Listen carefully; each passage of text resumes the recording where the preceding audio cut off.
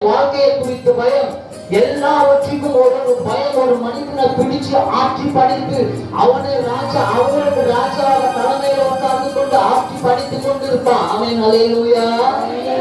ஆமா, அப்பேற்பட்ட ஜனங்களுக்கு ஆவியானவர் பார்த்து சொல்லுகிறார், உன்னை பார்த்துதான் சொல்லுகிறார், நீ பயப்பட வேண்டாம், நீ திகழ வேண்டாம், நீ கலங்க வேண்டாம், உன்னை பலப்படுத்துகிற கிறிஸ்துவப்பட்ட நான் பலமுள்ள தேவன். அவர் பலமுள்ள தேவன் என்று சொல்லி எப்படி நாம நினைச்சு பார்க்கணும் என்று சொன்னா, இன்னைக்கு இருதயத்துல பயங்கள் வருது என்று சொன்னா அந்த இருதயம் ரொம்ப பலவீனப்பட்ட நிலைமையில் இருக்கும். அந்த ஆவிக்குரிய வாழ்க்கை பலவீனப்பட்ட சூழலில் உட்கார்ந்து கொண்டிருக்கும். அப்பேற்பட்ட ஜனங்களை பார்த்துதான் ஆண்டவர் சொல்லுகிறார், இன்னைக்கு உங்களை பார்த்து, நீ பயப்படாத, நான் உன்னோடு கூட